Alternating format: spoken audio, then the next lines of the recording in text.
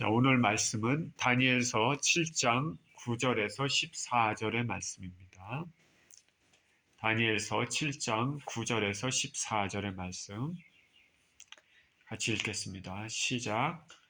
내가 보니 왕좌가 놓이고 옛적부터 항상 계신 이가 좌정하셨는데 그의 옷은 희기가 눈 같고 그의 머리털은 깨끗한 양의 털 같고 그의 보좌는 불꽃이요 그의 바퀴는 타오르는 불이며 불이 강처럼 흘러 그의 앞에서 나오며 그를 섬기는 자는 천천히요 그 앞에서 모셔선 자는 만만이며 심판을 베푸는데 책들이 펴놓였더라. 그때 내가 작은 뿔이 말하는 큰 목소리로 말미암아 주목하여 보는 사이에 짐승이 죽임을 당하고 그의 시체가 상한 바 되어 타오르는 불에 던져졌으며 그 남은 짐승들은 그의 권세를 빼앗겼으나 그 생명은 보존되어 정한 시기가 이르기를 기다리게 되었더라. 내가 또 밤상 중에 보니 인자 같은 이가 하늘 구름을 타고 와서 옛적부터 항상 계신 이에게 나아가 그 앞으로 인도되매 그에게 권세와 영광과 나라를 주고 모든 백성과 나라들과 다른 언어를 말하는 모든 자들이 그를 섬기게 하였으니 그의 권세는 소멸되지 아니하는 영원한 권세요 그의 나라는 멸망하지 아니할 것이니라. 아멘. 하나님의 심판이란 제목으로 말씀을 나눕니다. 기도합니다. 생명의 주님, 감사와 찬양을 드립니다. 오늘도 주님 말씀 또 듣고 생각하기 위해서 주님 앞에 나와 있습니다. 말씀 가운데서 우리에게 들려주시고 우리가 말씀을 통하여서 들어야 될 음성을 들을 수 있도록 축복하여 주시옵소서. 감사드리며 우리 주 예수 그리스도 이름으로 기도합니다. 아멘.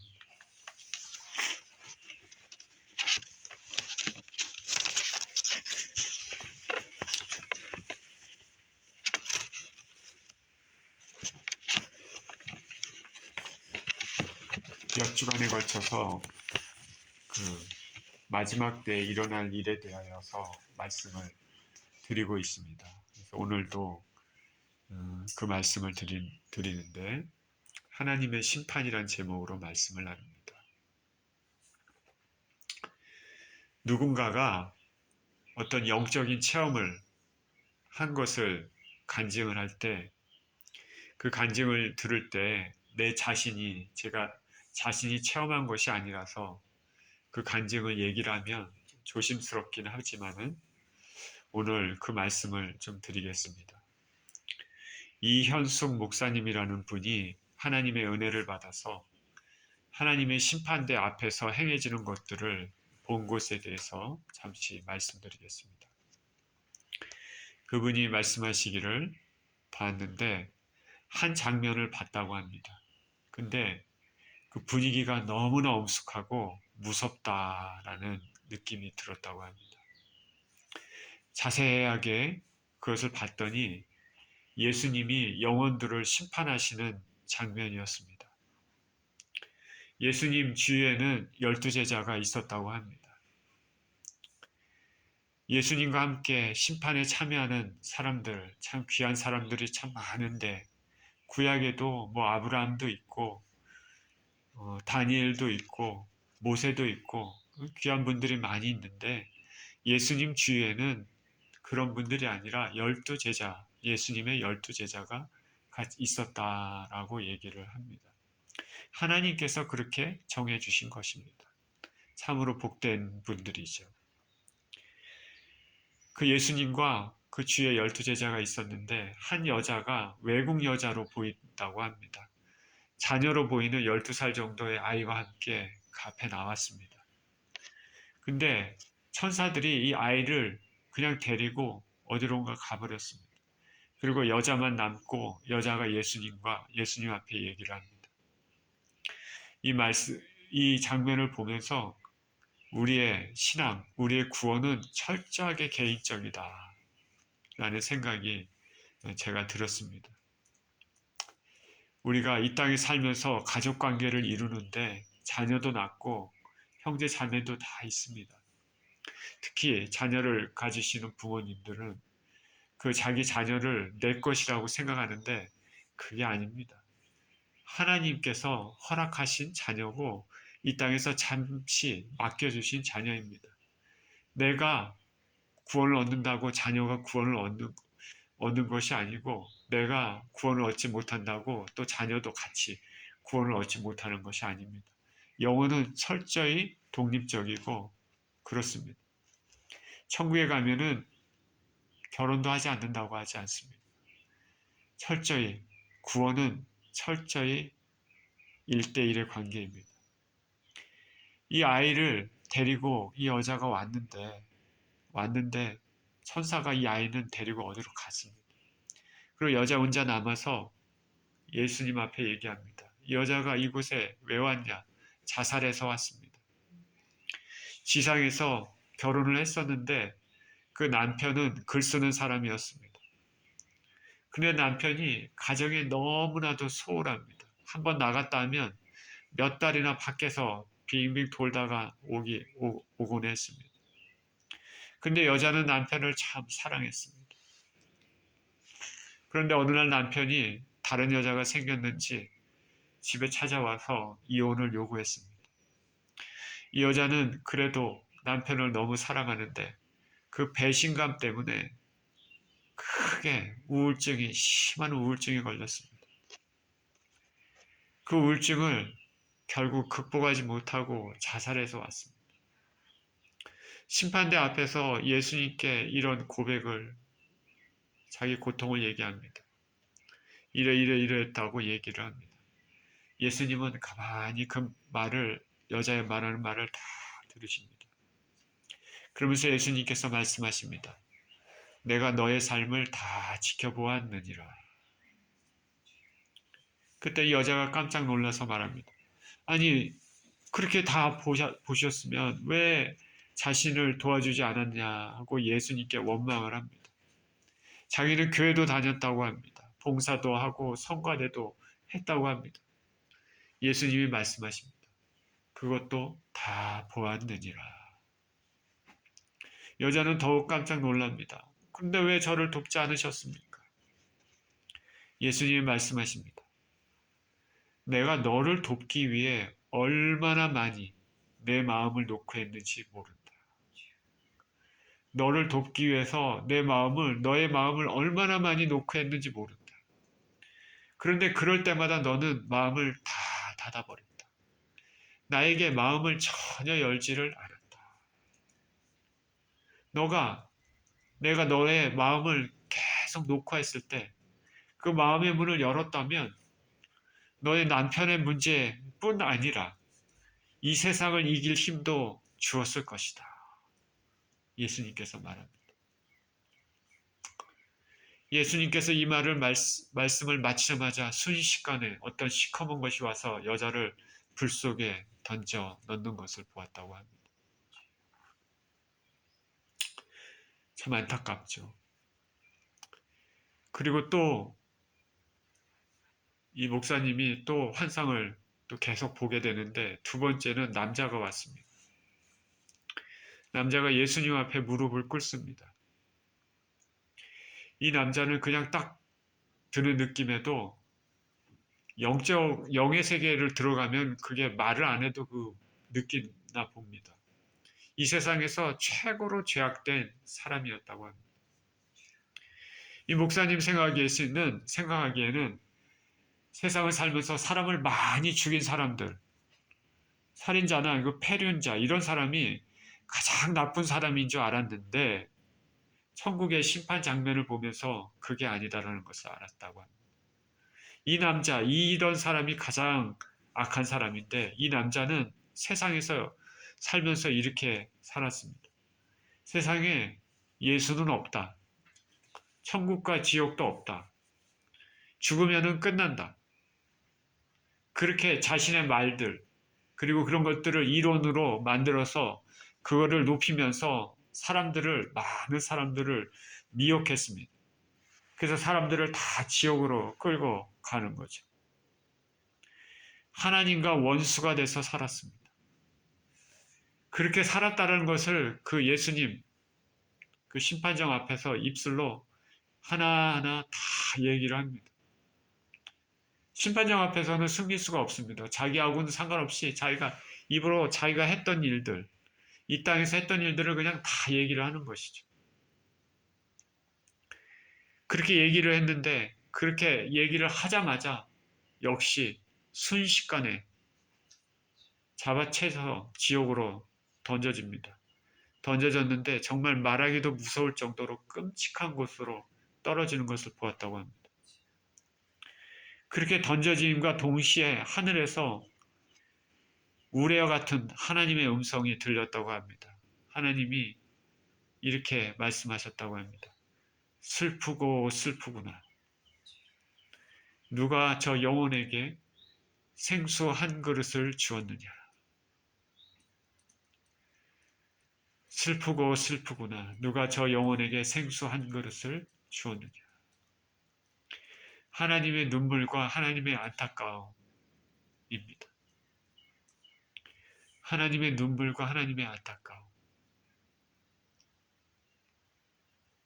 영혼에 대한 안타까움입니다. 하나님은, 예수님은 눈물이 많으십니다. 인간 영혼들을 보시고 파멸로 가는 그 인간 영혼들을 보시면서 눈물을 많이 흘리십니다. 저와 여러분도 눈물을 많이 흘려야 될 것입니다. 오늘도 우리 같이 기도하면서 눈물이 많이 납니다. 인간 영혼들을 생각하면 눈물이 많이 납니다. 지금도 예수 그리스도께서는 어찌하든지 사람들을 구하시려고 예수님 앞에 나오기를 원하고 발을 동동 구르시면서 그렇게 영혼들을 찾으십니다. 세 번째 사람이 왔습니다. 세 번째 사람이 왔는데 돌에 맞아서 물과 피로 범벅이 되어 있는 모습입니다. 아주 처참한 모습으로 왔습니다. 남자인지 여자인지 구별도 안 될 정도로 처참합니다. 목사님이 자세히 봤더니 여자였습니다. 이 여자가 이렇게 예수님 앞에 왔는데 예수님께서는 그 보좌에서 내려오셔서 여자를 이렇게 안아주십니다. 이 여자는 예수님을 전하다가 순교한, 돌에 맞아 순교한 여자였습니다. 이 여자를 향한 예수님의 사랑이 얼마나 큰지 목사님이 보면서 너무나 부러웠을 정도라고 합니다. 옆에 있던 그 천사가 이 목사님에게 여자가 갈 집을 보여주는데 형용할 수 없을 정도로 너무나 아름다운 곳이었다고 합니다. 우리가 이 땅을 떠났을 때 주님 앞에 있을 심판정의 모습이었습니다. 성경에는 심판하시는 분을 하나님으로 묘사하기도 하고 어디서는 또 예수님으로 묘사하기도 합니다. 하나님께서는 모든 심판권을 예수님에게 위임하셨기 때문입니다. 우리가 이 땅을 떠났을 때 주님 앞에 있을 심판정의 모습인데 우리 자신이 직접 내 자신이 본 것은 아니기 때문에 함부로 말할 수는 없지만 우리가 새겨 들어야 될 말입니다. 오늘 본문에서는 성경에 나와 있는 하늘나라의 심판정의 모습을 보여줍니다. 저와 여러분 오늘 본문을 통해서 이 세상을 다스리시고 섭리하시는 하나님의 뜻을 생각해 봤으면 좋겠습니다.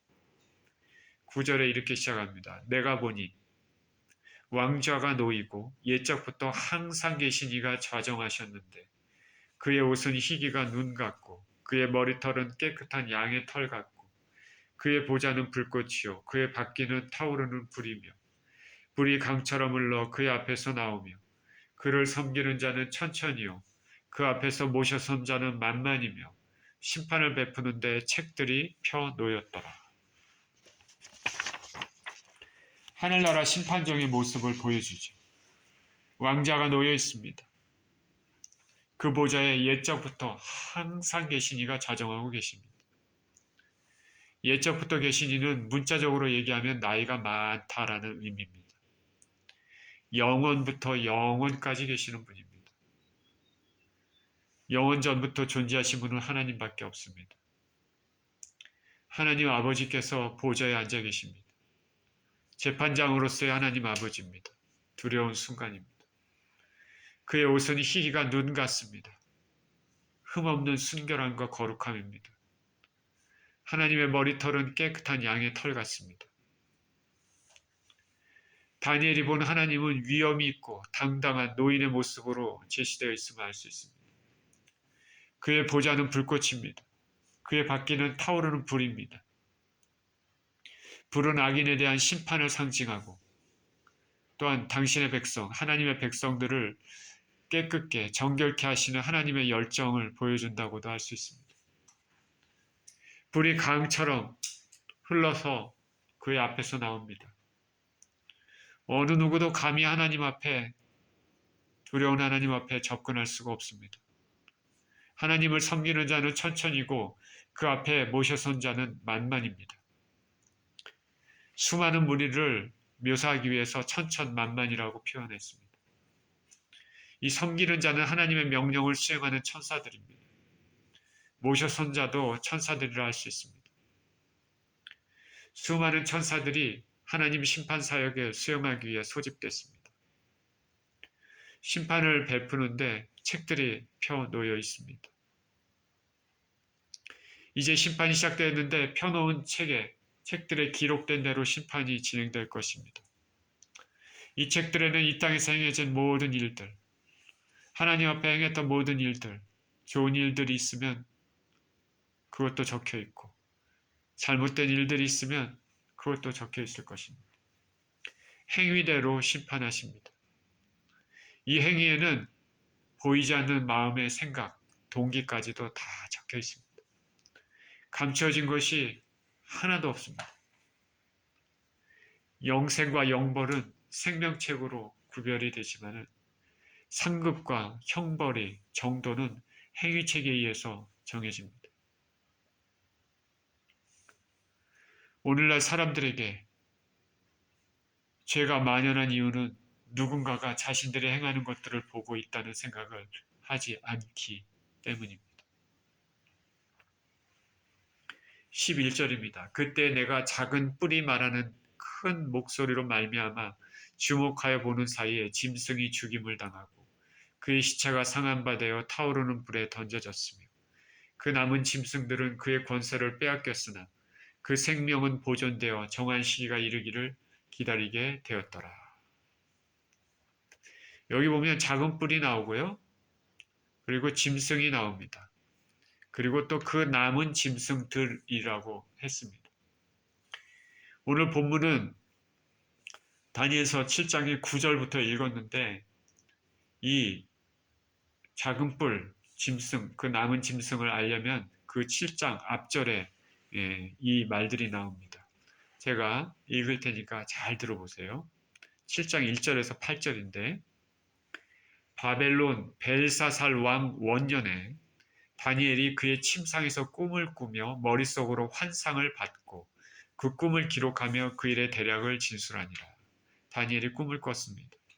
환상을 봤죠.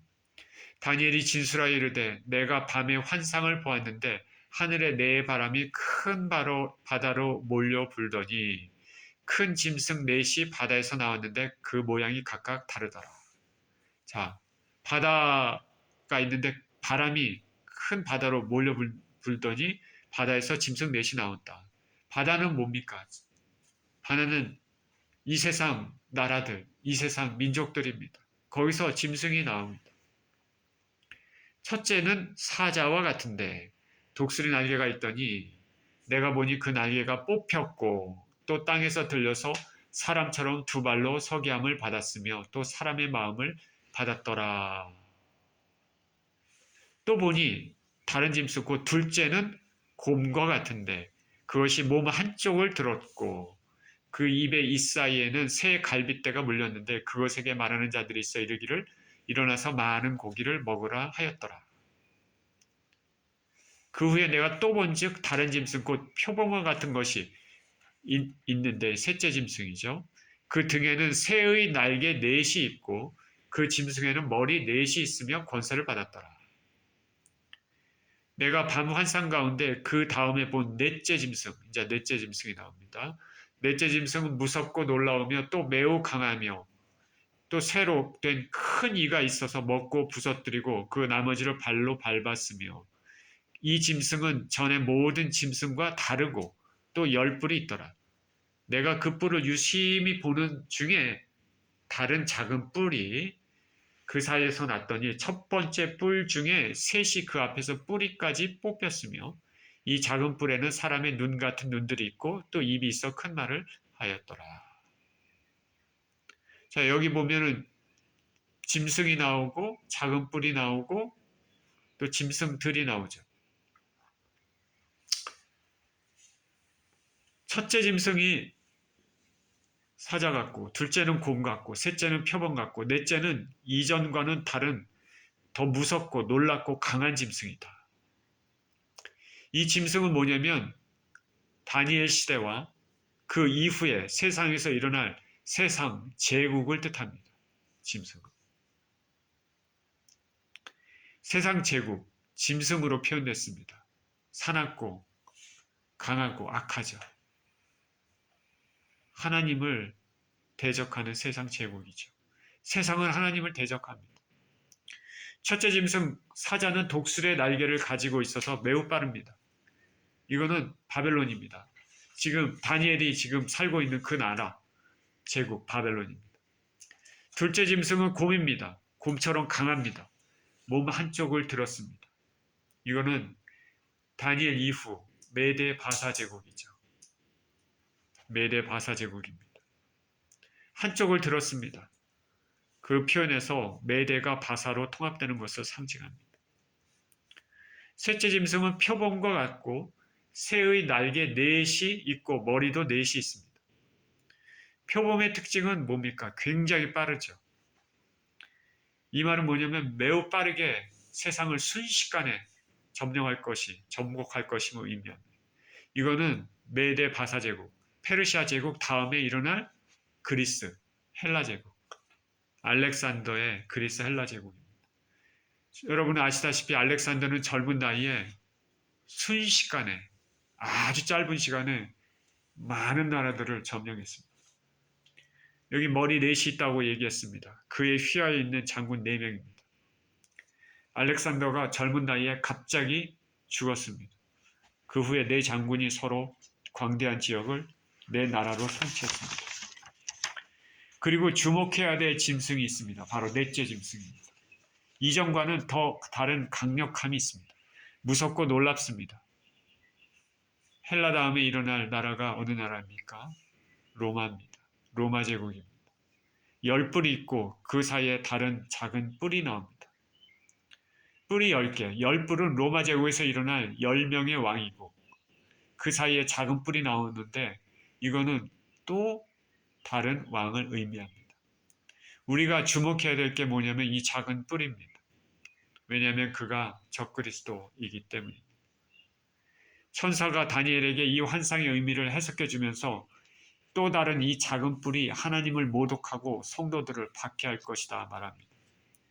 다니엘서 7장 20절에 이릅니다. 또 그것의 머리에는 10뿔이 있고 그 외에 또 다른 뿔이 나오며 새 뿔이 그 앞에서 빠졌으며 그 뿔에는 눈도 있고 큰 말을 하는 입도 있고 그 모양이 그의 동리보다 커 보이더라. 내가 본즉 이 뿔이 성도들과 더불어 싸워 그들에게 이겼더니 24절에 그 10뿔은 그 나라에서 일어날 10왕이요 그 후에 또 하나가 일어나리니 그는 먼저 있던 자들과 다르고 또 새 왕을 복종시킬 것이며 그가 장차 지극히 높으신 이를 말로 대적하며 또 지극히 높으신 이의 성도를 괴롭게 할 것이며 그가 또 때와 법을 고치고자 할 것이며 성도들은 그의 손에 붙임받아 한 때와 두 때와 반 때를 지내리라. 4개의 짐승이 나왔죠. 그리고 4번째 짐승은 3번째 짐승하고 3개 짐승하고는 다르게 강했다고 얘기합니다. 뿔이 10뿔이 있고 그 중에서 작은 뿔이 나왔다고 합니다. 이 작은 뿔이 큰 말도 합니다. 동류보다 더 커 보입니다. 성도들과 싸워서 성도들을 이깁니다.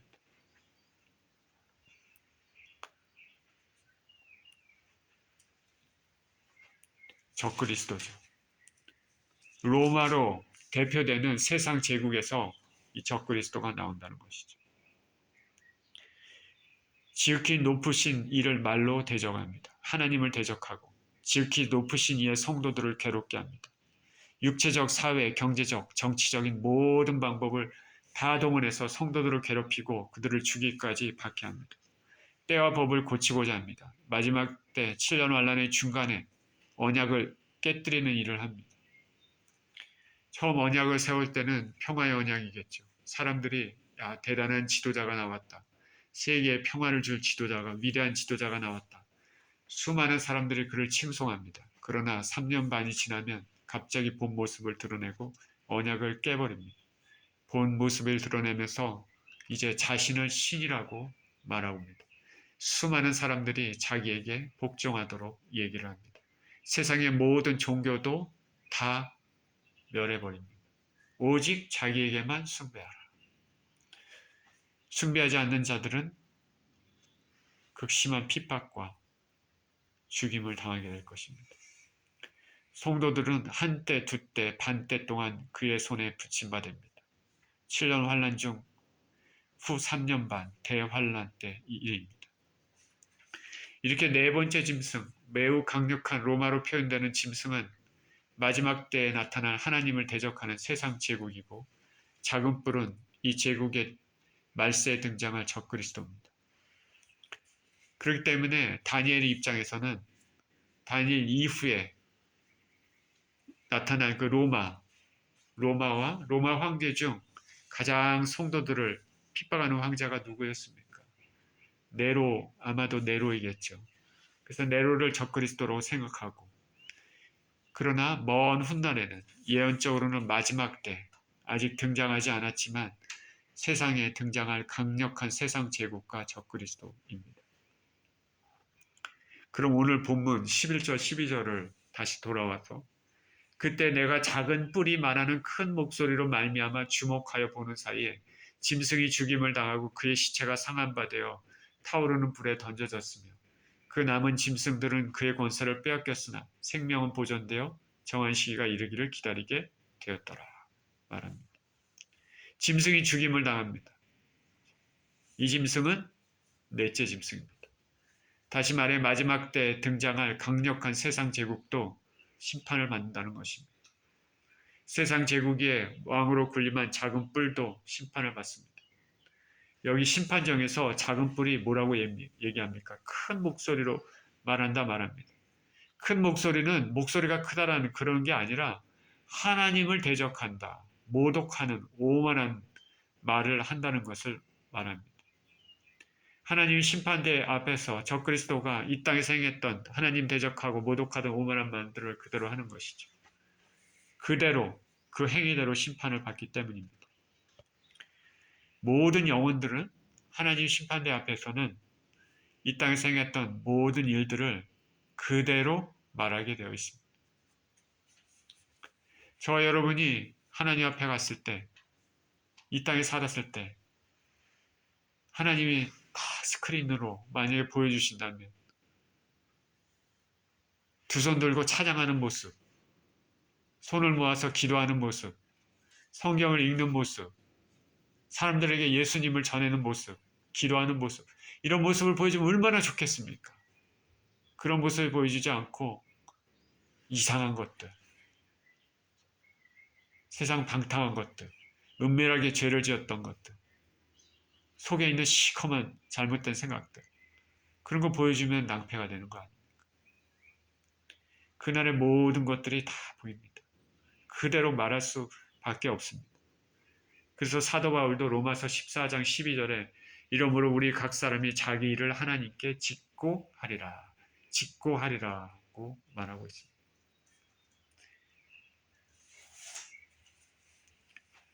이렇게 작은 뿔이 심판정의 하나님 앞에서 이 땅에서 신성모독을 했던 것을 실토하는 사이에 짐승이 죽임을 당합니다. 그의 시체가 상하고 불에 던져집니다. 하나님의 심판의 즉각성과 신속성입니다. 죽음의 고통과 함께 사후에 겪을 고통까지 강조하고 있습니다. 완전한 멸망에 들어갑니다. 이것은 언제 일어납니까? 예수님이 이 땅에 재림하실 때 일어납니다. 예수께서 이 땅에 재림하실 때 그 입의 기운으로 모든 악인을 죽이고 하나님을 대적하는 세상 제국을 멸하고 적그리스도와 거짓 선지자를 위시한 그의 추종자들도 다 멸하실 것입니다. 요한계시록 19장 19절에서 21절에 이렇게 얘기합니다. 또 내가 보매 그 짐승과 땅의 임금들과 그들의 군대들이 모여 그 말탄 자와 그의 군대와 더불어 전쟁을 일으키다가 말탄 자는 예수님이고 그의 군대는 천사와 하나님의 백성들입니다. 전쟁을 일으키죠. 짐승과 땅의 임금들과 그들의 군대. 땅의 임금들은 짐승을 따르는, 여기서의 짐승은 세상 제국이 아니라 적그리스도입니다.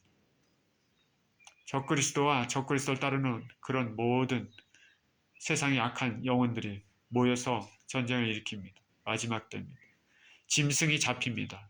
짐승이 잡히고 그 앞에서 표적을 행하던 거짓 선지자도 함께 잡혔으니 이는 짐승의 표를 받고 그의 우상에게 경배하던 자들을 표적으로 미혹하던 자라. 이 둘이 산채로 유황불 붙는 못에 던져지고. 그렇죠?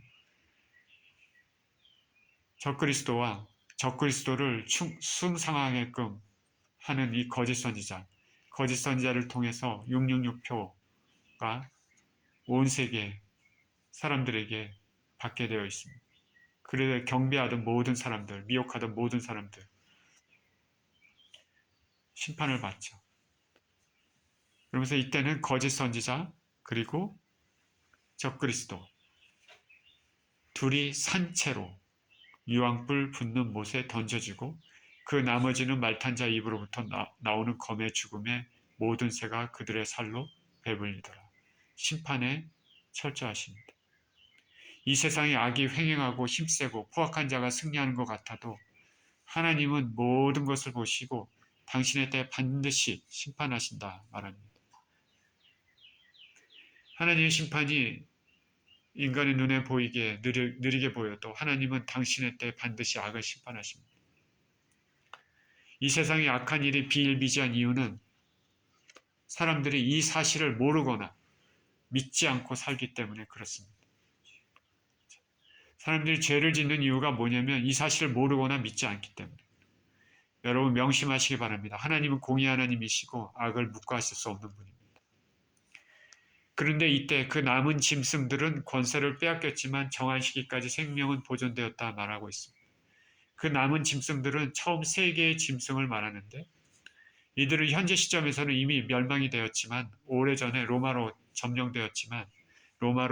점령되어진 그 네 번째 짐승에 흡수되었습니다.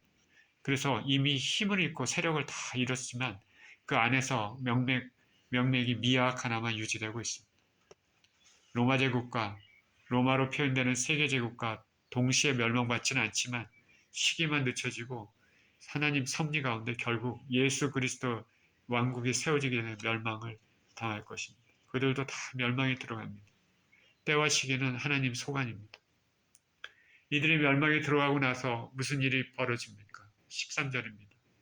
내가 또 밤 환상 중에 보니 인자 같은 이가 하늘 구름을 타고 와서 옛적부터 항상 계신 이에게 나와 그 앞으로 인도되매 그에게 권세와 영광과 나라를 주고 모든 백성과 나라들과 다른 언어를 말하는 모든 자들이 그를 섬기게 하였으니 그의 권세는 소멸되지 아니하는 영원한 권세요 그의 나라는 멸망하지 아니할 것이니라. 하나님을 대적하는 세상 제국은 이렇게 다 멸망하지만 하나님이 세운 나라는 영원합니다. 그리고 그 나라 백성들도 영원합니다. 다니엘은 밤의 환상 중에 인자 같은 이가 구름 타고 오는 것을 하나님 앞으로 인도되는 것을 봤습니다. 이 인자 같은 이 예수 그리스도입니다. 하나님이시지만 사람의 모습으로 오신 분임을 알 수 있습니다. 예수님은 공생기간 중에 자신을 인자라고 표현하셨습니다. 예수님은 여기에 구름 타시고 하나님 앞으로 인도되셨습니다. 예수님과 구름, 예수님이 이 땅에 다시 오실 때도 구름을 타고 오신다 말합니다. 요한계시록 1장 7절에 볼지어다 구름을 타고 오시리라. 각인의 눈이 그를 보겠고 그를 찌른 자들도 볼 것이요 땅에 있는 모든 족속이 그를 인하여 애곡하리니 그러하리라. 이 예수님에게 권세와 영광과 나라가 주어집니다. 모든 백성과 나라들과 방언하는 모든 자들이 예수님을 섬기게 됩니다. 전 우주적 통치권입니다. 빌립보서 2장에서는 하늘과 땅과 땅 아래 모든 자들이 예수님께 무릎을 꿇는다 말했습니다.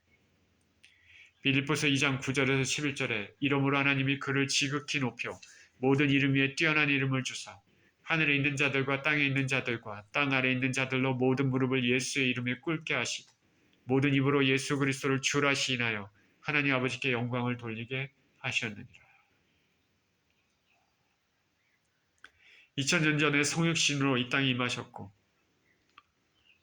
재림으로 성취된 하나님 나라에서 그 예수님은 전 우주적 통치권을 아버지께로부터 위탁받게 될 것입니다. 예수님께서 이렇게 위탁받은 것은 예수님은 죄가 없으신 분이시며 하나님 아버지에 대한 절대적인 순종, 십자가의 순종, 죽음의 순종, 속죄의 순종으로 죄를 속하시고 영광 가운데 부활하셔서 만유의 통치자, 심판자의 자격을 얻게 됐습니다. 이 통치자 대신 예수님 나라에서 예수님 믿는 성도들은 영원토록 복락을 누리게 됩니다. 다니엘서 7장 22절에 이렇게 얘기하죠. 옛적부터 항상 계신 이가 와서 지극히 높으신 이의 성도들을 위하여 원한을 풀어주셨고 때가 이르매 성도들이 나라를 얻었더라. 27절에 나라와 권세와 온 천하 나라들의 위세가 지극히 높으신 이의 거룩한 백성에게 붙임받으리니 그의 나라는 영원한 나라이라. 모든 권세에 있는 자들이 다 그를 섬기며 복종하리라. 자, 예수 그리스도를 믿고 의지하는 사람들에게 베푸시는 하나님의 은혜가 이런 것입니다. 성도들의 원한을 풀어준다. 마지막 때 예수님을 믿는다는 것으로 적그리스도의 박해로 인해 고난을 당하고 죽임을 당한 성도들의 원한을 풀어준다는 것입니다. 박해에 굴복하지 않고 끝까지 견디고 이기는 사람들, 순교한 사람들 모두 원한을 하나님께서 풀어주십니다. 그리고 성도들이 나라를 얻습니다. 예수 그리스도가 통치하는 영원한 나라입니다.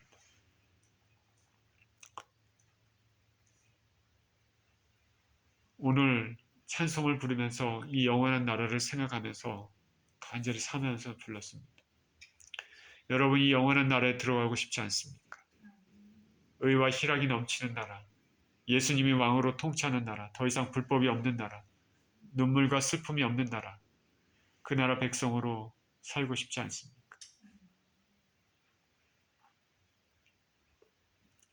지난 몇 주간에 걸쳐 마지막 때 일어날 일들에 대해서 살펴봤습니다.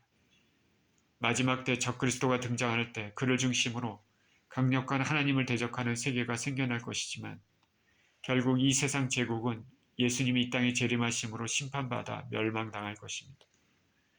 오직 주님을 죽기까지 믿는 사람들은 고난과 순교를 당하지만 반드시 승리하며 영원한 나라를 상속받습니다. 이것이 하나님의 인류 역사를 위한 계획입니다. 아버지 하나님은 세상을 심판을 아들 되신 예수님께 위임하셨습니다. 그리고 세상 나라를 멸하고 아들의 나라, 메시아의 나라, 예수 그리스도의 영원한 나라를 세우게 하셨습니다. 우리 주 예수 그리스도를 진심으로 죽기까지 순종을 믿는 모든 사람들은 이 영원한 나라의 백성, 성도로 영생 복락을 누릴 것입니다. 언제 마지막 때가 될지 모르고 오직 아버지 손에 그때가 있지만 저와 여러분은 이 땅에서 짐승으로 표현되는 세상 나라의 가치관, 문화를 멀리하면서 예수 그리스도를 진실히 묻어 하나님 나라의 삶의 기준으로 거룩한 삶을 살아야 될 것입니다. 이 세상에 악이 횡행해도 하나님은 반드시 심판합니다. 심판하시는 하나님이 있다는 것을 깨닫고 살아가야 됩니다. 그리고 그리스도 안에서 선한 일을 행한 것에 대해서 우리 아버지께서는 반드시 좋은 것으로 갚아주신다는 것을 알아야 됩니다. 저와 여러분 영원한 복락의 나라로 들어갈 꿈을 가지고 살아가는 저와 여러분 모두 되시기를 예수 그리스도 이름으로 축원드립니다. 기도하겠습니다.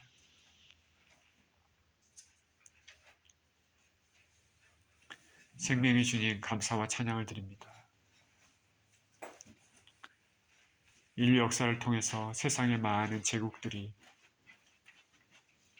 생겨났고 또 소멸됐습니다. 이 모든 것은 하나님의 뜻과 계획과 섭리대로 이루어졌습니다. 아버지, 이 마지막 때 또 드러날 세상 제국은 온 세계를 악으로 물들 것입니다. 하나님 우리 아버지, 그러나 그 모든 세상 제국과 권력들도 결국에는 주님의 예수 그리스도께서 이 땅에 오실 때 결국 다 멸해지고 영원한 심판으로 들어갑니다. 반면에 우리 주 예수 그리스도를 믿는 신실한 성도들은 영원한 예수 그리스도의 나라, 메시아의 나라에서 영원토록 복락을 누리게 될 것입니다. 하나님 우리 아버지, 그 천국 백성으로, 그 영원한 나라 백성으로 우리가 살 수 있도록 우리를 축복하여 주시옵소서. 이 땅의 악을 볼 때 하나님 아버지, 우리 자신을 아버지 하나님 자세히 살피고 귀하고 거룩함을 유지하고 죄를 멀리하며